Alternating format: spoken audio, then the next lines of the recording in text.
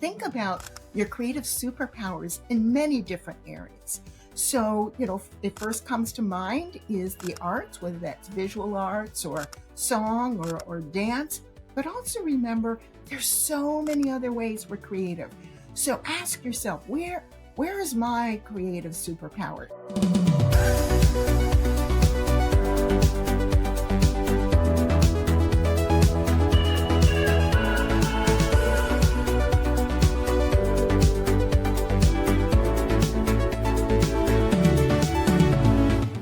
Hi, y'all. Welcome back to the Shifting Schools podcast. My name is Trisha Friedman, and I'm in the recording studio by myself this week.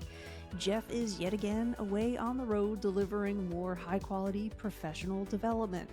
He's going to be super bummed that he missed this week's conversation because we're talking about one of his favorite topics, creativity. We're not just talking about it, we're also exploring an opportunity to engage it.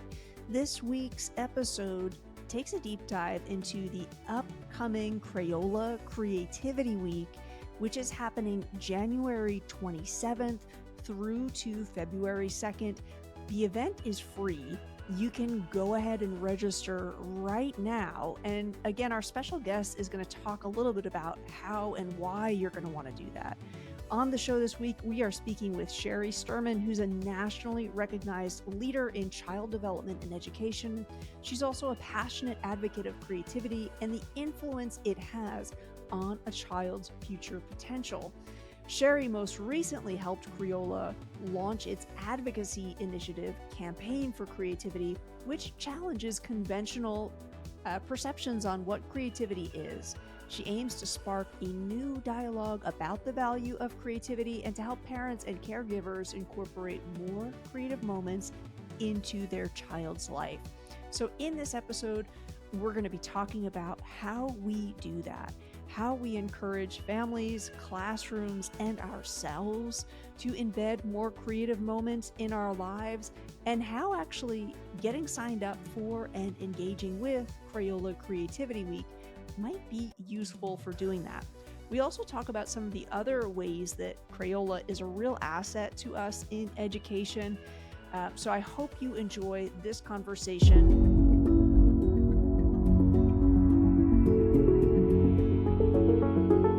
Shifting Schools is excited to be sponsored by newlight.io. Their platform is designed to simplify MTSS frameworks for personalized student support. Built by leading experts, New Light focuses on getting educators the answers they need fast. Which students need which levels of support? With simple data collection and insightful analytics powered by AI, New Light's platform provides actionable solutions to support your students effectively. Try it for free at newlight.io. That's NEULIGHT.io. Check the link in the show notes to learn more. I know it has me thinking about my goals for 2025 and what I want to do to really set myself up to have a super creative calendar year. So please welcome to the show, Sherry Sturman.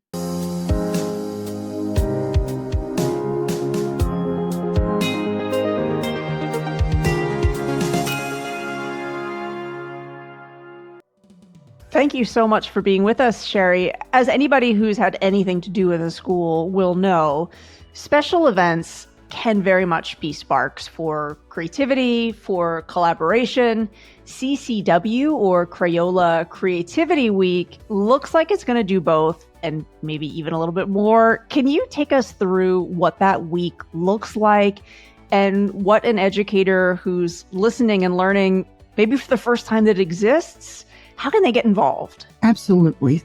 So Crayola Creativity Week is a free program. I think that's the most important thing for teachers to hear right out the gate and to remember is the entire program is here for you for free. It inspires and celebrates children's creativity. It's amazing how it's grown. We will engage more than 8 million children this year from 100 countries. The program runs January 27th through February 2nd, but the time to register is now. In fact, as soon as you register, You'll receive planning resources, including a guide for celebrating creativity with your entire learning community. And then another guide, which is a resource for helping you plan a family engagement event.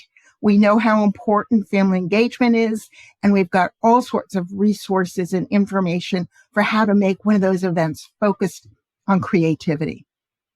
And as a special treat for yourself, when you register, you're going to get access to a really cool tool that will help you identify your personal creative style. It's a short survey. It takes about 5 minutes to do, and it really helps you understand your style. And if you do it with your colleagues, your family members, you can understand their style, which is another form of diversity and helps you really leverage that relationship to its fullest. And the main reason that teachers sign up for Crayola Creativity Week is the amazing talent and the messages they share with children. I'm going to tell you who's joining us this year, and you would not believe the lineup. But I just want to point out, they all donate their time because they know this program is free for teachers and families. And these celebrities believe so strongly in the power of creativity and supporting children's creative mindsets. So this year, students will hear inspirational messages from Matthew McConaughey is going to kick off the week on Monday, and he'll talk about life lessons in his book, Just Because. Henry Winkler is going to talk about change and collaboration. Actor Max Greenfield will talk about conquering fears. And the beloved author of Pigeon and Piggy and Elephant, Mo Willems, is going to explain abstract thinking to kids and create abstract art with the students. And then backed by popular demand, NASA this year, every year we have a spokespeople, scientists from NASA. This year, they're bringing astrobiologists to the program who will explain the Europa Clipper mission that just launched and will take 5.5 years to get to Europa. They're going to talk about that search for habitability on one of Jupiter's moons. Now, this week has a really special program on the Friday afternoon. It's an exciting worldwide assembly. And this year we're being joined by Jennifer Aniston and Quinta Bronson from Abbott Elementary. We also have incredible dancers and athletes. Everyone in the assembly explains how creativity guides their career and their personal life. It's super easy to sign up right now. Just go to Crayola.com/creativity week. That's extraordinary. What an incredible lineup. What a great opportunity. I'm wondering, Sherry, listeners of this show are not going to need to be convinced that creativity is important and that we need children working on it outside of school as well as within. And I think we're always looking to give advice and guidance to parents and caregivers who are also either maybe not necessarily understand how to dig into creativity in a way that doesn't feel pedantic, or who maybe don't even necessarily understand, like, your lineup really speaks to creativity is important in every single industry. And it's so important to remind folks of that. What advice for you comes to mind with what you want parents and caretakers to be thinking about when they're thinking about creativity? I am so glad that you asked that, because research confirmed what teachers have always known. Creativity is an essential life skill that helps children reach their full potential. When we did a study recently with parents, we learned that 96% of parents believe creativity is important for their individual child and for society as a whole. But we learned that a lot of parents don't feel creatively confident enough. They tell us that they aren't creative enough to nurture their children's creativity, or they lack creative confidence. So how can they nurture it in their children? So when we learned this, we realized we need to help spread the message. And we're so happy to partner with teachers on this, because teachers and caregivers caregivers have that role in communicating with parents on a regular basis. And we can all share this message of how easy and how much fun it is to nurture children's creativity. So Crayola started the campaign for creativity. There's a lot in social media now, hashtag Stay Creative, in which people are sharing their ideas around how they nurture their children's creativity. And again, we have a lot of celebrity spokespersons who tell their stories about how they nurtured their kids or how their parents nurtured them. The main message is that nurturing children's creativity while kids are young has long-lasting effects. And it's so important for boosting kids' creative confidence and their problem-solving skills. So our advice to parents and caregivers is really simple. It's one phrase: create more creative moments. And that's really intentional. We call them creative moments because they don't have to be great, big onerous projects, right? It's easy. It's a lot of fun. Our research identified some of what we call the barriers, what's holding parents back. So I mentioned confidence is one, but the other is they're afraid that they don't have time. We know that parents cannot carve out any extra time from their very busy days, right? They've got to get the kids going to school. They've got to get to work. They've got to, make dinner, get the grocery shopping, do the laundry. They have very busy lives. And so the simple creative moments that we recommend don't take lots of extra time. They don't require parents to spend money on extra stuff. We really talk about weaving creative moments into daily routines, right? So it might be that you're outside, so go on a nature walk and notice the colors and shapes around you, or look up at the clouds and imagine what those shapes might be. How much time do we spend stuck in traffic, right? So spend that travel time making up new endings to favorite stories, or take a favorite song and add some new lyrics to the tune. When you're home, take blankets and recycled boxes and build a fort together. The most important advice is ask your kids for their ideas and build upon them, right? So for example, you've got some fabric scraps and a pillowcase. How could that be a costume?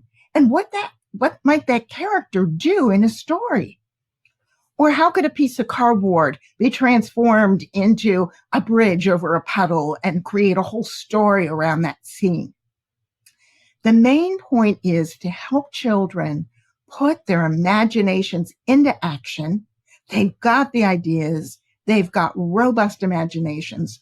Honor them, listen to them, and weave it into daily routines. I really appreciate that, because I think sometimes we underestimate how important it is that children think of themselves as creative from a very early age on. I think of it as sort of part of our personal health profile. And I learned recently, like your gut microbiome, there's a lot about your gut microbiome that's really dictated by the first 1,000 days of your life.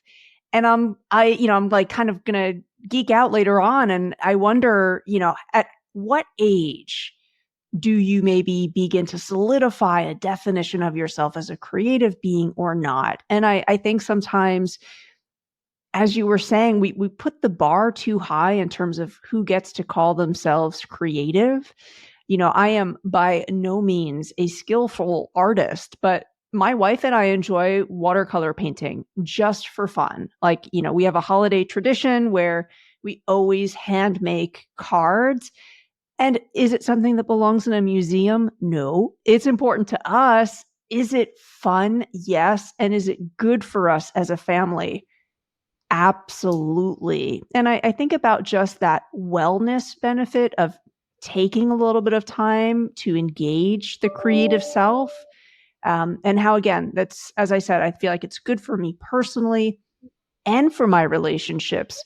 So I kind of wonder too, is that a message that's useful for parents to be thinking about too, is like creativity is something that is great for us as a family system. I don't know if you have any thoughts on that. Oh, absolutely. I loved everything you said and the examples that you provided.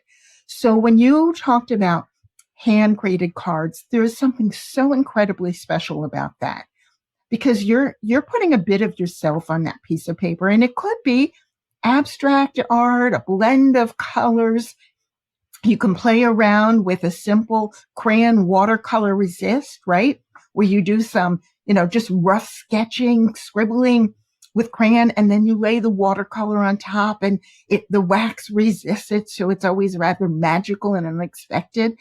And when you send that card, it's like you're really reaching out and touching that person that you sent it to, a real treasure. People will not throw away the handmade card, I can guarantee you. And I've also heard of other ways that families can spread the joy to people they don't know. So you can take those same kind of, small little notes or postcard-sized pieces of artwork that, the family makes, and just slip them inside a shopping cart or leave them in a little plastic bag along a walking trail as just little pieces of beautiful kindness that you leave for someone that you don't know. And kids will get this sense of, we are a broader community and we are reaching out and making people smile, even if we don't know them or can't see that smile. So I love that. And you're absolutely right, it is tied to wellness. The act of making pieces of art really does bring joy to people and a sense of pride. I also want to point out, you're talking about, this bar that people might have around creativity and some judgment if I'm a good enough artist. And we suggest you just let all of that judgment just melt away and disappear. And think about your creative superpowers in many different areas. So, it first comes to mind is the arts, whether that's visual arts or song or dance. But also remember, there's so many other ways we're creative. So ask yourself, where is my creative superpower? Is it the way I design festive meals or decorate, whether it's around the holidays or an everyday decoration? Is it the way I greet people with a smile and always have a story to tell? Great storytelling is another act of great creativity. So is it the way I garden? Whether it's something very structured and planned by the height and the colors and the seasons they'll bloom, or something that's a bit more naturally tossed together in a very free-form, almost wildflowery collection. Those are all ways that we apply our creative ideas to our everyday living environment. Love the garden example, Sherry. I this past summer got rid of the front lawn, completely naturalized it, a lot of local plants and flowers, and it became like a conversation piece with neighbors. So yet again, like the creative act leading to community. I love that. I'm thinking too, though, part of that was there were a few of us that were like swapping some plants, so it was accessible, it was easy. And, your example with the, having the crayon and the watercolor, like what makes that kind of experiment a little bit easier for us is we actually don't put kind of those creative tools away. Like we keep them in view. And this is, it was a different podcast that I was listening to, and they were talking about the advantage of when you go grocery shopping and you buy vegetables, unless it absolutely has to be refrigerated, keep it out on the counter because it's going to be front of mind to like cook that vegetable. So you're not like, wasting eggplant that you forgot was in the back of the fridge.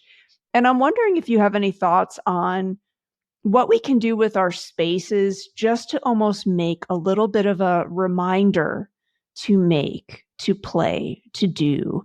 Do you have some thoughts on that? Hi, folks. We'll get back to our conversation in just a moment.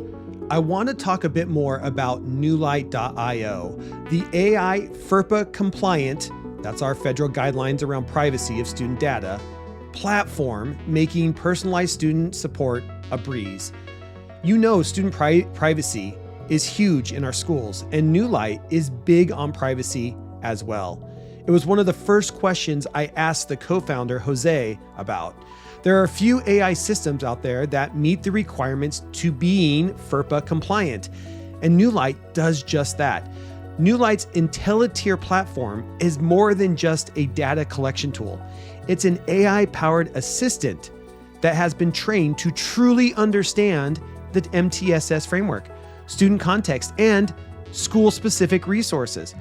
Developed by a team with both social, emotional, and behavioral needs in mind, and with plans to extend into academic support soon. Studies show effective MTSS and SEL implementations can boost attendance, improve grades, and increase graduation rates. Yet many schools struggle with the complexities of gathering data and turning that data into actionable items within the MTSS process. New Light's IntelliTier platform makes it easy with simple, fast data collection, asynchronous collaboration across the MTSS team, and actionable insight that educators can implement and document their success with. Plus, New Light is advised by seasoned educators and administrators, so they understand your everyday classroom challenges. You have to try it out for yourself. So head over to newlight.io to give it a try for free. That's NEULIGHT.io. Thank you to New Light for taking this on, and a proud sponsor of the Shifting Schools community. Yeah, I'm so glad you brought that up. And I think this tip is equally as relevant for the classroom as the home environment. So one of the ways that we can encourage children to engage in self-expression when an idea strikes them is to take away a permission barrier. So in the classroom, if there are open shelves that have art supplies, and students know they can retrieve those supplies and they can put them back, and actually helps them to build that sense of responsibility. You return, that watercolor tray, wipe down, clean out for the next person to use it. You put the markers back in the bin where the markers belong, the crayons. Now, obviously, if there's very sharp pointed scissors and young kids, you don't want to, leave anything dangerous. You want that activity to be closely supervised. But the majority of art experiences can really be child directed and child supervised. So in the home kitchen, and I do actually recommend the kitchen because it's such a hub of activity, maybe a bottom drawer instead of, everybody seems to have a junk drawer in their bottom drawer, right? Turn that into an art supply drawer with the paper and the marker, the washable markers. So it's risk free. They just wipe off if they go into unexpected places. Or it's really easy to buy those plastic bins. Some of them stack and come on wheels. So it's not a great big expensive piece of equipment. It's just something you can wheel into the corner of the kitchen. And then, an adult might be cooking or doing something in another part of the room. Kids can literally self-serve their art materials and take responsibility for that cleanup. Keep those paper scraps that are the treasures for the next project. Use torn paper and tape. If it's something where the glue and scissors might be a more together project if they're really young and you want supervision there. But even the youngest kids can deal with torn paper and tape in a very mess-free way. Love that advice. And again, making it accessible, I think just makes it much more likely that somebody's going to pick up those resources and play with them. Sherry, at the time of us recording this, we're not too far from holiday season. And I've always found that for me, this is just a personal thing, but I always find it's like the lead up to the holiday season is almost even better than the holiday itself. So this year, my family have decided in lieu of gifts, we're doing a spin-off on Secret Santa where we're doing something that we're calling Snackmas. And each house is responsible for somebody else's house. And you're going to create a bespoke basket of snacks that you've personally thought this is going to be great for the people that live in that house, including the dog or cat who lives there too. And we've just been having so much fun talking about it, right? So it's building the anticipation And I'm wondering, in the build up to Crayola Creativity Week, can you think of something that either a classroom or a family might do in the weeks leading up to it that might give, there might be a child who feels a little anxious about the event. I find it's a mix of anxiety and excitement, right? If it's their first Crayola Creativity Week, does something come to mind that you would propose? Hey, maybe just do this a few weeks out or a few days before even. Yeah, I have to first compliment you on that beautiful creative snack exchange idea. I love it. And back decades ago, there was a lot of work put into cookie exchanges where I hear that people would spend a lot of time baking. You got the essence of the community and the exchange part without standing in front of a hot oven for hours. I love that. It's an easier way to get all that good sharing spirit. So you're absolutely right that when we think about, a holiday time and, maybe broader families gathering and maybe some relatives the kids don't know that well. And, all of that feels new. And so really the kinds of experiences that we've been talking about help kids get a sense of mastery or control over their own emotions. So, drawing what you're afraid of or drawing a scene that shows what you anticipate as an experience or making up a story about a relative who came for the holidays. These are all great ways to express ideas and to think about the what ifs, right? And build that confidence. And it's not just kids who feel it. Adults feel a great deal of stress at this time. And it can be really therapeutic to pull yourself out of that work, prepare mode and just spend some time sketching a scene that you wish would happen there or writing a poem about, we have a fun activity. We call them erase your poems. And so you write a poem about what people think of you or what you anticipate, and then you go in and you erase the parts that you don't want to have happen or that aren't true. And it's really fun and gives you a sense of mastery over, yes, I do have something to say about what I'm going to be doing in the next few weeks. I love that. And I think, again, it's what you're suggesting is I'm not setting aside an hour. It might even be something that I do in 5 minutes. That's just sort of like a nice reset, catch my breath. I mean, there's a reason that adult coloring books have become so wildly popular. And I think it is because it's a very accessible time light thing that you can do just to kind of regulate. You're a nationally recognized leader in child development. You're a big advocate, of course, for creativity, the influence that it has, not just on a child's future, but I feel like society-wise, culture-wise, when we're in an environment where lots of folks around us value it, it's huge. And I know that right now, we have to be thinking about really cultivating problem solvers. We want folks who are very innovative. And it seems like encouraging creative mindsets and behaviors in children, this is something that's at the core of Crayola. What are some behaviors that you want teachers or, that caring adult, that trusted adult in a child's life to be thinking about and encouraging that really mirrors that commitment that Crayola has? Thank you for asking. This is such an important question. I want to start by unpacking some of the myths and misunderstandings about creativity, because I think it opens the door for those behaviors we want to reinforce. So, for example, one of the myths is that many adults think that creativity is something that a lucky few people were born with, and you either got it, you've got it, or you don't. And that is not true. Creativity is a skill that can be taught and must be nurtured.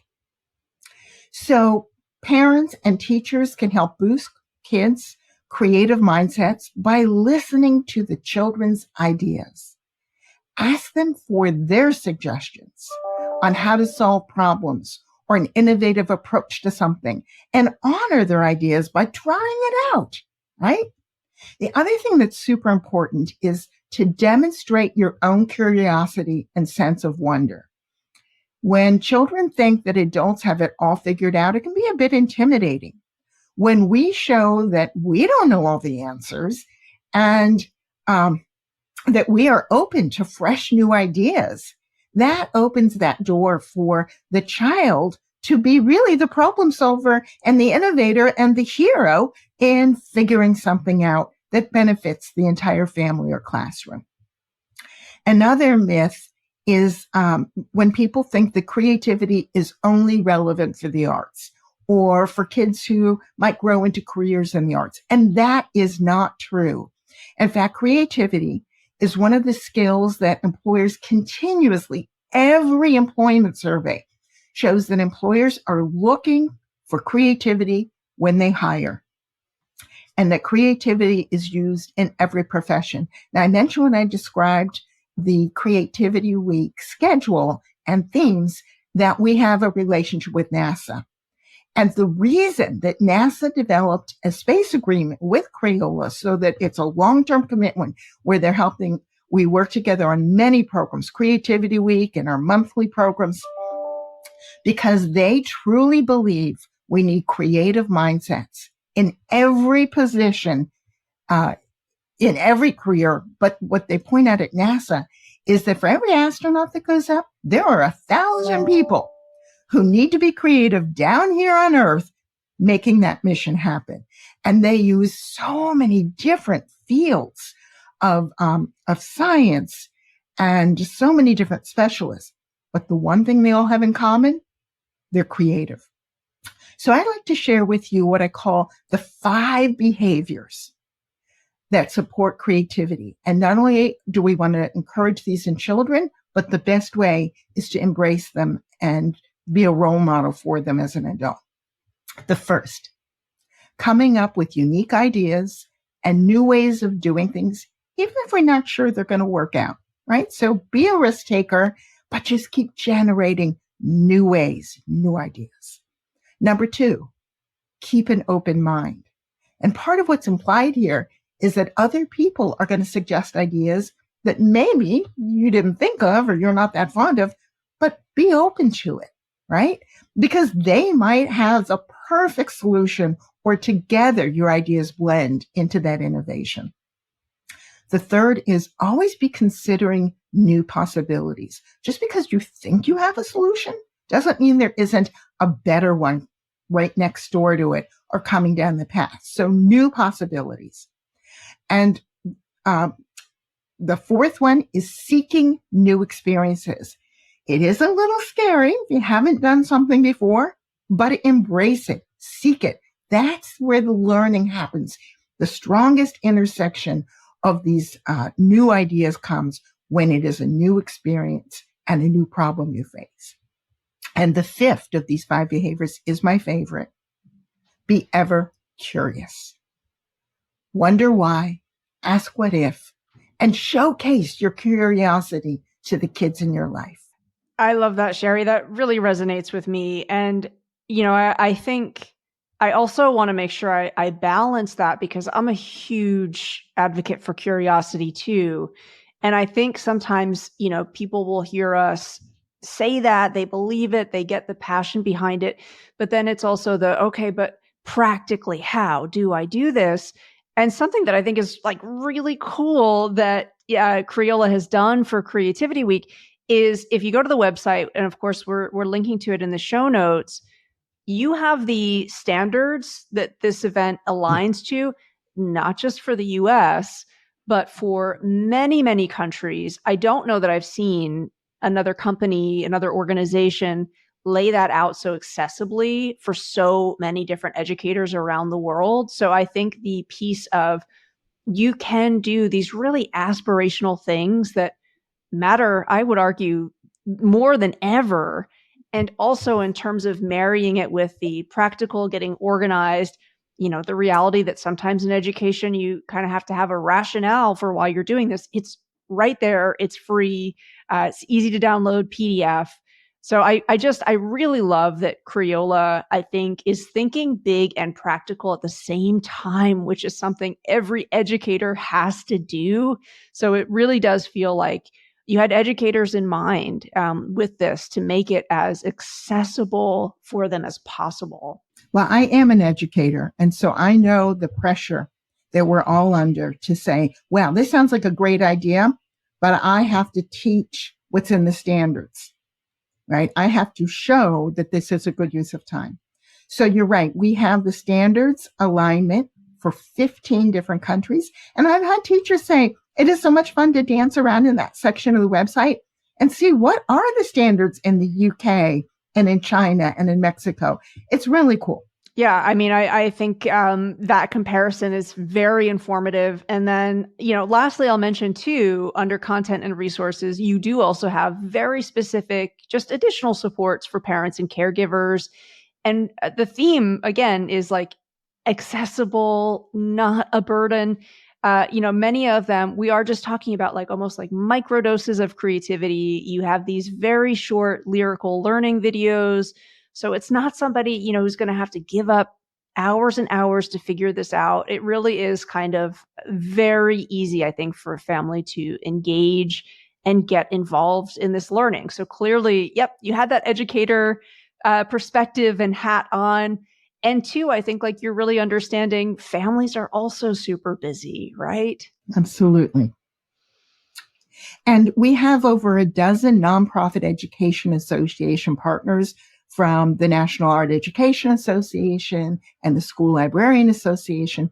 All of our partners can share a taste of their content in our content area. And so it's a great way for you to know about other education resources. You can sign up, opt in to get newsletters, communications from them, but also explore a range of content that you might not have known is available for free. Yeah, that's incredible. And again, we started this conversation with you reminding folks the event is completely free. They don't necessarily need to go out and get all of these things. So if you are looking for a great, accessible way to engage young folks, families, yourself with a good dose of creativity, this is a really great event. I'm so happy that we had time to talk about it, to hopefully pique folks' curiosity in getting involved. I know that Crayola also has like a really dynamic Instagram, like it's fun to follow what they have. Sherry, for a listener who also they want to keep up with other events, because as you mentioned, this is like one of many things. Crayola is very busy. Is there any other place you would say, hey, go to this space just to, keep us in mind with what's maybe coming up? So I would suggest you visit the Crayola Learning YouTube channel. We have monthly programs and we feature them all there.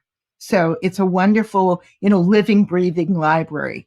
We do monthly read-along, draw-alongs that feature fabulous children's literature. We do art of learning programs that cover all sorts of topics. And then there's an art demonstration so you can bring those ideas to life. We have creative classroom and creative breaks, those short little pieces that you can share with your kids to help them decompress and refresh and build their mindfulness. The other thing, I know we were talking a lot about the benefits of Creativity Week, and I'd be remiss if I didn't say that one of the other really special features is there are giveaways, daily prizes. We have such generous partners. You can win a Martin guitar. There are a dozen of them being given away. And we have a relationship with Blue Origin's Club of the Future and the Kennedy Space Center and Space for All. A dozen teachers are going to win an all-expense paid trip to the Kennedy Space Center to learn more about NASA and space exploration and be treated as VIPs on the Space Coast. So you can win a Walmart Teachers Lounge makeover. You can win a listening library from Audible, telescopes for your classroom. There are so many prizes. And of course, when you register, you get a chance to win. But when you post your children's artwork with on social with the hashtag Crayola Creativity Week, you get extra chances of winning. Thank you. I'm so glad that you shared all of that. I'm an avid reader, so I might ask you just one last question in closing. As a super reader, and I always was from childhood, the read along, draw along. I've never heard of this before, and it sounds like exactly the kind of thing. I mean, I love it now, but I definitely younger me would have totally been into it. Can you just say a little bit more about what that is? Because I am so curious. So we are very fortunate. We have wonderful relationships with publishers who bring us outstanding literature, books that teachers really do want their students to become familiar with. The author reads the book, and the illustrator demonstrates the art techniques and encourages children to express their own feelings and do a build off the illustrations in the book. And when you go to Crayola Learning and scroll through the current as well as the archived content, you won't believe the power of these books, the stories they tell, how they honor inclusion in all different types of families and individual identity. I can't do justice to all the themes, but they're heavily focused on social and emotional learning and building a sense of community in classrooms. Love it. As soon as we get off this call, I know exactly where on the internet I am headed. Sherry, thank you so much for sharing more about this important event. We hope, listeners, it's inspired you to register. Sherry, you mentioned actually registration is open, I think almost all the way until the event itself. So again, head over to the show notes, learn more about this week's phenomenal guest, and also get yourself and your class, and maybe your family too, excited about this upcoming week to celebrate all things creativity. Thank you so much for your time today, Sherry. Thank you. Bye-bye. Hey there, dedicated listener. If you've made it this far, we know you're passionate about shifting the way education works, and Tricia and I appreciate you. If you loved what you heard today, we'd be so grateful if you could take a moment to rate and review Shifting Schools wherever you listen to podcasts. Those ratings help us reach even more educators just like you. And if you know someone who could benefit from these conversations, please share this episode with them. Just one person. Think of the impact we can make together. Don't forget to sign up for our newsletter for even more great content. And if you haven't already, join us at Camp Shifting Schools, where the conversations keep going long after the podcasts end. Thank you for being a part of this journey, and thank you for being part of Shifting Schools.